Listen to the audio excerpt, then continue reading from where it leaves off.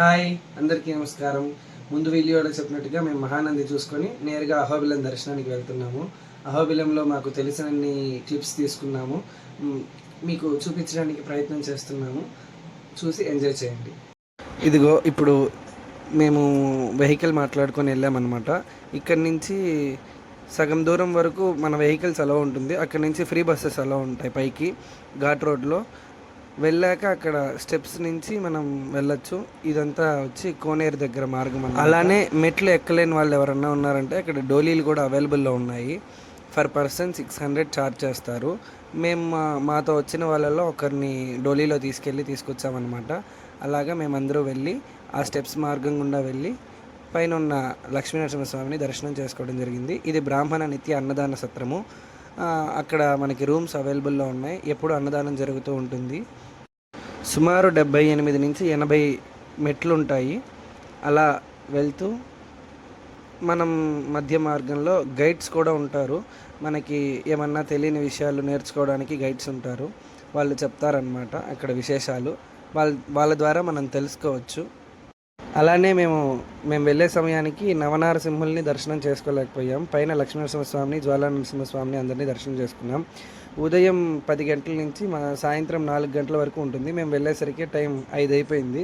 So అందువల్ల మేము ఎక్కడికి వెళ్ళలేకపోయాం. మీరు కానీ వెళ్ళాలనుకుంటే ముందు రోజు నైట్ వెళ్ళి అక్కడ స్టే చేసి మరుసటి రోజు పైన మిగతా నవనారసింహస్వామిని దర్శనం చేసుకోవచ్చు.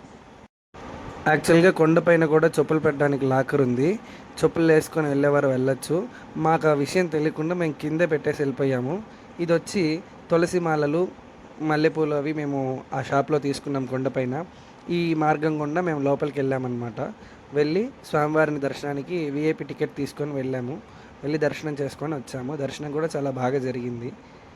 ఇక్కడి వరకు అయితే కొన్ని క్లిప్స్ తీయగలిగాం, కానీ లోపలికి వెళ్ళేంత వరకు మాకు కెమెరా అలో లేదు, మొబైల్స్ అలో లేదని చెప్పేశారు. సో మేము స్విచ్ ఆఫ్ చేసి లోపల పెట్టేశాం. అలానే మేము గైడ్ని తీసుకెళ్ళాం. వారి మాటల్లో విందాం నవనారసింహస్వాముల గురించి. నవనారసింహ క్షేత్రం నవహోబిలం అని కూడా అంటారు స్వామి. ఈ నవనారసింహలలో నెంబర్ 1 జ్వాలా నరసింహస్వామి. హిరణ్యకశిపుని సంహారం తర్వాత ఆయన చేతులు కడిగిన రక్తగుండం ఇప్పటికీ ఆ వాటర్ రెడ్గానే ఉంది. ఇక్కడ నుంచి 3 కిలోమీటర్లు ఉంటుంది. నెంబర్ 2 ఉగ్ర నరసింహస్వామి.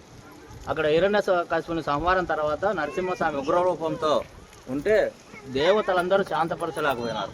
ఒక ప్రహ్లాదుడు వచ్చి ఆయన శాంతపరిచి ఇక్కడ గుహలో, అహో అంటే ఆచార్యం, బీలం అంటే గుహ, ఆచారమైన గుహలో వెలిసినారు. నెంబర్ 3 మాలోల. మా అంటే లక్ష్మి, లోల అంటే ప్రియుడు. మాలోల. క్రోధ వరాహ నరసింహస్వామి. భూదేవి సమేతంగా ఇక్కడ వరాహ నరసింహస్వామి. ఇది కారంజ నరసింహ. కారంజ అంటే కానగ చెట్టు కింద ఆంజనేయ స్వామికి దర్శనమిచ్చిన స్వామి. భార్గవ నరసింహస్వామి, భార్గవరాముడుగా అక్కడ అవతారం. ఇది యోగానంద ఛత్రవట. ఈ 2 దిగువ హోబిలంలో ఉంటారు. మీ కారు అక్కడికి వెళ్తుంది. ఆ పావన నరసింహస్వామి, పాంప్లెట్ లక్ష్మీ నరసింహస్వామి అంటారు ఆయన. ఆ పావనకు భార్గవ, ఈ 2 దానిలకు జీప్ కమాండర్ తీసుకొని వెళ్ళాలి. ఈ సెంటర్ వచ్చేసి లక్ష్మీ నరసింహస్వామి, దిగువ హోబిలంలో లక్ష్మీనరసింహ ప్రతిష్ట టెంపుల్. ఇది కలియుగ వెంకటేశ్వర నరసింహస్వామి ప్రతిష్ట చేసినాడు. ఇది కింద అహోబిలంకి వచ్చాము. ఈ బొమ్మ మాకు చాలా అట్రాక్టివ్గా ఉన్నింది. ఇదే ఆలయం అన్నమాట. లక్ష్మీ నరసింహస్వామి అనగా పద్మావతీదేవి వెంకటేశ్వర స్వామి చేతుల మీదుగా ఇక్కడ ప్రతిష్ఠ చేశారంట. ఆంజనేయ స్వామి. అలానే మేము వెహికల్ దూరంగా పార్క్ చేసాం. ఒక 1/2 కిలోమీటర్ నడవాలి. ఏజ్డ్ పర్సన్స్ కోసం, నడవలేని వాళ్ళ కోసం అక్కడ ఎలక్ట్రిక్ వెహికల్ పెట్టారు.